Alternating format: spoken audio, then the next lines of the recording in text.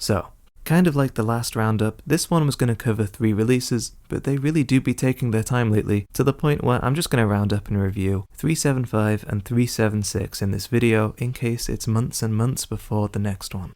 375 is called Dawn Breaks on the Unyielding Fog of Night. It starts with the full-on reappearance of Salat, who pretty much confirms that the Seahorse drifted all the way to the eastern seas, which is interesting considering even just the general geography of the world. But either way, Daiba foresaw a wooden horse in their future, which is presumably what brought them out here. Daiba flies overhead in time to see Guts being captured, bound in chains.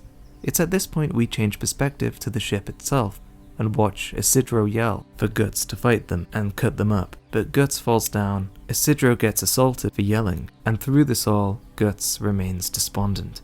The reaction of the crew to this is actually just kind of funny. I'm sorry, I don't know why.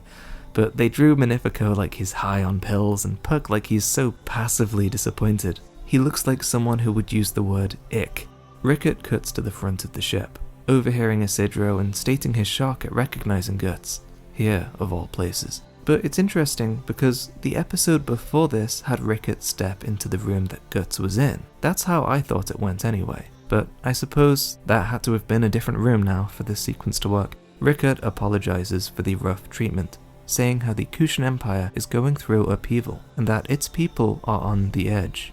It should also be noted that the passage of time is insinuated here, as Rickett says he is a Midland man. And on that note, some of the frames in which he's drawn, there are occasional lines on his face that could speak to that passage of time. Their ship is seized and they all approach the capital city of the Kushan Empire, which looks like medieval Baghdad, and at the end of the day is not quite the same as the Bakiraka home fort, or how it was insinuated to be back in 2015 anyway. Episode 376 is called Sea's Quivering Surface and Calamitous War's Shadow. Guts has been imprisoned by the Kushan and fluctuates within his in and out mental state. He is spiritually lost, in the same place that he would usually be lost within the Berserker armor, and needs Schierke to rescue him from. And Schierke visits him again here, but is unable to retrieve him this time, even succumbing to fatigue herself. And that's where we leave Guts. So once again, another episode without Guts being anything more than a husk of his former self. We certainly can't complain that they're streamlining everything. He hasn't been with it now for several releases. Though it is nice that they have taken this opportunity to, once again, have this recurring imagery, furthering my theory on causality and its role in the future of the series. Just recently we had a tranquil moment of peace and partying on Elfhelm, which was the rippling of causality for the Bonfire of Dreams.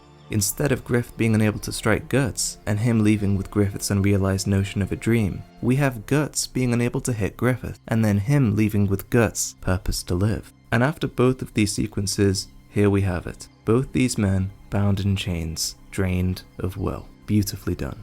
Go check out my theory video if you're interested in the consequences of causality coming back to bite everyone in the ass. I'll leave that in the pinned comment below. But then we move to the group. Schierke, as said before, is now out of the picture as well.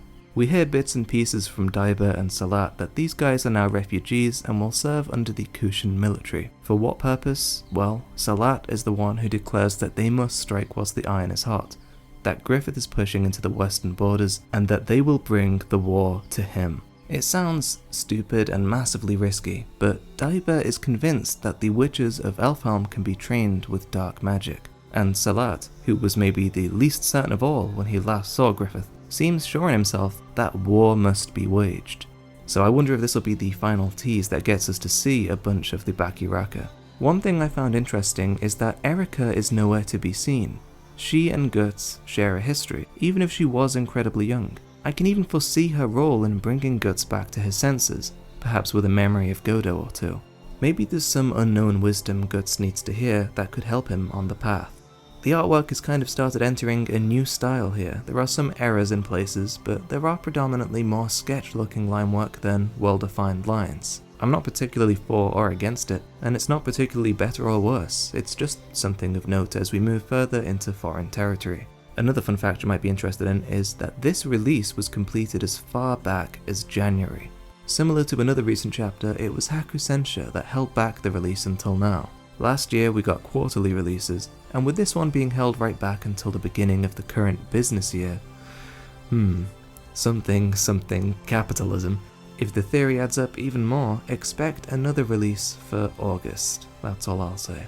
But yeah, both of those releases were decent. This truly feels like the first one that, if Miura had drawn, we'd be knee-deep in culture and background characters, scene setting, and lore. But that said, I can appreciate cutting to the chase.